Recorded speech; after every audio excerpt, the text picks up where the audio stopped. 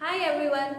आज मैं आप सबके लिए एक ऐसा वीडियो लेके आई हूँ जो आप सबके लिए बहुत ज़्यादा इम्पोर्टेंट है एंड आप सबको हमेशा रिक्वायरमेंट रहती है। बहुत क्वेश्चंस हमारे पास आए हैं कि आर्टिकलशिप में कौन से फॉर्म भरने पड़ते हैं, किस ऑर्गेनाइजेशन से करना पड़ता है, कितने मंथ्स की ट्रेनिंग रहती है एंड XYZ। बहुत क्वेश्चंस हैं, तो आज आप सबको मिलेगा इन सारे सवालों का जवाब। आज मैं आप सबके लिए इस वीडियो में आर्टिकलशिप से रिलेटेड सारी इंपॉर्टेंट इन्फॉर्मेशन लेके आई हूँ। तो अगर आपने अभी तक हमारे चैनल को लाइक एंड सब्सक्राइब नहीं किया है तो जल्दी से जाके चैनल को सब्सक्राइब करिए एंड अपने फ्रेंड्स के साथ ये वीडियो शेयर करना बिल्कुल ना भूलें, ताकि उनको भी समझ में आ जाए आर्टिकलशिप में क्या क्या उनके डाउट्स है सब सॉल्व हो जाए एंड आप सब में से कोई भी रह ना जाए फॉर्म टाइम से फिलअप करने के लिए, ताकि आप सब फाइनल एग्जामिनेशन टाइम से अपियर कर पाए। चलिए शुरू करते हैं। तो हम शुरुआत में करते हैं आर्टिकलशिप ट्रेनिंग आपको कितने मंथ्स की करनी है टू अपियर द एग्जाम। ऐसे तो इंस्टीट्यूट के नॉर्म्स के हिसाब से हमें 3 इयर्स की ट्रेनिंग कंप्लीट करनी है ताकि आप मेंबरशिप ले सको after qualifying your final. But final exams appear करने के लिए हमें करनी होती है 15 months of training as per the new syllabus. यानी कि अगर आपने इंटरमीडिएट कोर्स में रजिस्ट्रेशन, इंटरमीडिएट कोर्स में रजिस्ट्रेशन आपने कब किया है उसके ऊपर डिपेंड करती है आपकी ट्रेनिंग के पीरियड। अगर आपने रजिस्टर किया है इंटरमीडिएट कोर्स में ऑन और आफ्टर 11 Feb 2020 तो आपके लिए एप्लीकेबल है 15 months of training to appear CMA final examinations. But बहुत से लोग हैं जिन्होंने बहुत पहले ही रजिस्ट्रेशन कर लिया था या फिर 11 Feb 2020 के पहले रजिस्टर किया है, तो उनके मन में डाउट है उनके लिए कौन सी ट्रेनिंग एप्लीकेबल होगी। तो यहाँ पे मैं वो क्लैरिफिकेशन लेके आई हूँ। अगर आपने रजिस्टर किया है इंटरमीडिएट कोर्स बिफोर 1 जनवरी 2008 तो उस टाइम आपके लिए एप्लीकेबल था no training for final examinations. आप बिना ट्रेनिंग किए हुए भी आप CMA फाइनल अपियर कर सकते थे and it will go as on. अगर आप 2008 के पहले रजिस्टर करे हो 1 जनवरी 2008 के पहले, आपको ट्रेनिंग की रिक्वायरमेंट नहीं है to appear final examination. Now comes question, what about the people between 2008 and for 2020? इन दोनों के बीच में पढ़ने वाले लोगों का ये क्या? उनके लिए है 6 मंथ्स ऑफ ट्रेनिंग। तो जिन लोगों ने भी रजिस्टर किया है CMA intermediate course between the date of 1 January 2008 to 10 Feb 2020, आप लोगों को करनी होगी 6 मंथ्स की ट्रेनिंग कंप्लीट ताकि आप फाइनल एग्जाम्स को अपियर करने के लिए एलिजिबल हो सको। तो अब हमारे पास क्वेश्चन आता है कि किस डेट तक आपकी ट्रेनिंग कंप्लीट हो जानी चाहिए। ऑब्वियसली आपके जब तक रिजल्ट डिक्लेयर होते हैं from the date till the date of declaration of the result of both groups of final या फिर remaining group of the final, उस डेट तक आपकी ट्रेनिंग कंप्लीट हो जानी चाहिए 15 मंथ्स की। अगर आप इस सिलेबस में रजिस्टर्ड हो तो, मतलब इस डेट पे आप रजिस्टर्ड हो तो ऑन और after. Okay, next thing is आप जब एग्जाम फॉर्म भर रहे हो CMA फाइनल के एग्जाम फॉर्म जब भी आप भरोगे तब तक आपके 10 मंथ्स की ट्रेनिंग कंप्लीट हो जानी चाहिए एंड उसके लिए आपको फॉर्म नंबर T5 सबमिट करके शो करना पड़ेगा। यानी कि अगर आप जून एग्जाम में अप्लाई कर रहे हो तो आपकी लास्ट डेट रहेगी T5 for 10 months of training, that is आपको 10 मंथ्स ऑफ ट्रेनिंग शो करनी होगी बाय द डेट ऑफ 28 और 29 ऑफ February। एंड अगर आप अप्लाई कर रहे हो दिसंबर एग्जाम के लिए तो 31 अगस्त तक आपकी 10 मंथ्स की ट्रेनिंग कंप्लीट हो जानी चाहिए, जो आप T5 फॉर्म भर के शो करोगे इंस्टीट्यूट को, तब आप एलिजिबल हो जाओगे अप्लाई करने के लिए फाइनल एग्जामिनेशंस। नेक्स्ट हम आते हैं कौन से फॉर्म्स आपको भरने हैं। So here are the forms. पहला, आपको T1 फॉर्म भरना होगा अगर आप आर्टिकलशिप कर रहे हो किसी भी CMA फॉर्म या फिर प्रैक्टिसिंग कॉस्ट मैनेजमेंट अकाउंटेंट के अंदर।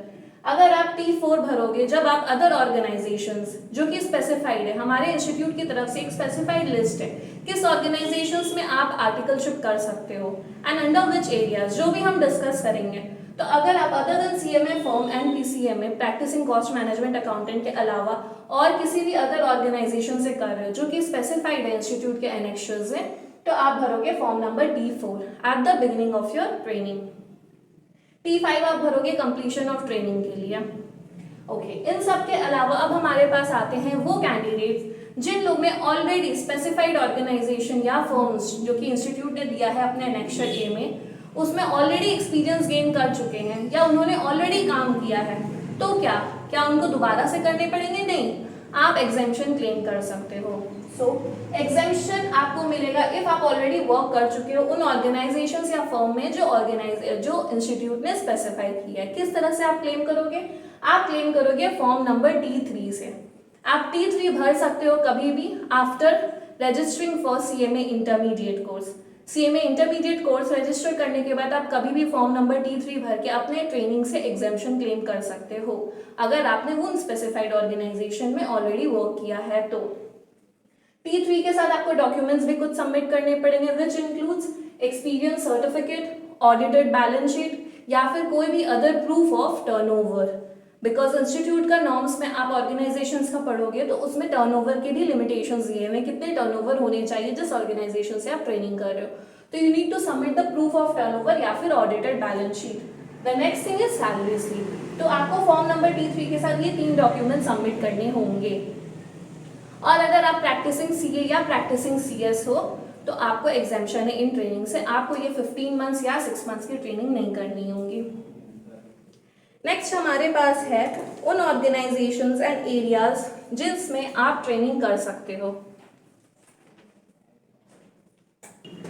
आप ट्रेनिंग कर सकते हो किसी भी प्रैक्टिसिंग कॉस्ट अकाउंटेंट के अंदर, firm of cost accountants, any of the following organization: central, state government, semi government, public utilities, bank, insurance, other financial institutions, public sector undertakings, universities, management institutes and any other recognized education institute, cooperative societies, NGOs.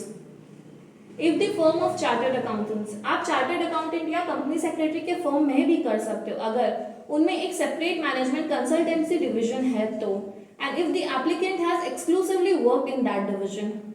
आप CA firm और CS firm की articleship को consider नहीं कर सकते हो। अगर आपने ऑलरेडी किसी CA फर्म या CS फर्म में आर्टिकलशिप किया है वो आपके CA में आर्टिकलशिप में काउंट नहीं होता है। बट अगर आप CA फर्म या CS फर्म में एक सेपरेट मैनेजमेंट कंसल्टेंसी डिवीजन है जिसमें आप ऑलरेडी काम कर रहे हो, आप उसको कंसिडर कर सकते हो। कंसल्टेंसी डिवीजन में अगर आपने काम किया है in that division, preference to such services given on percentage basis depending on the nature of job.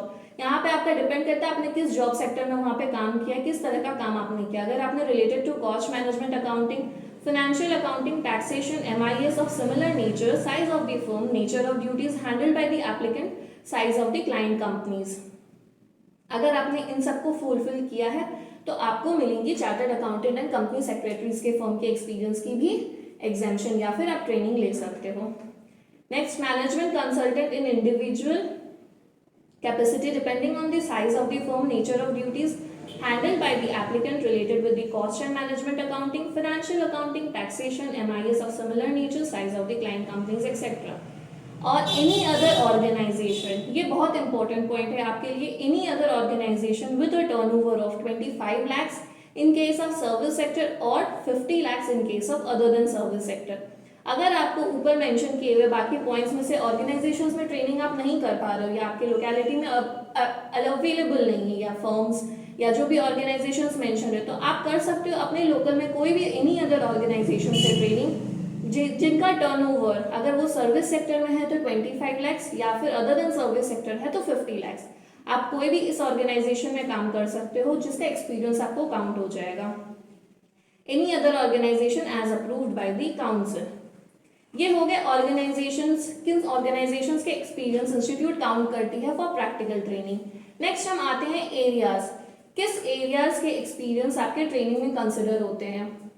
Management accounting, cost accounting, financial accounting, financial management, auditing, regulatory compliances, direct taxation, indirect taxation, corporate laws, industrial laws, commercial laws, systems analysis, information technology including ERP systems, project management, banking operation, insurance, insolvency, valuation, financial services, teaching in finance, accounts, costing, taxation and management, management consultancy services as defined in appendix 6 under regulation 111 of CWA regulation 1959, engineering services involved in production of power or any manufacturing activities, project planning management, quality assessment and supply chain management, any other area approved by the council।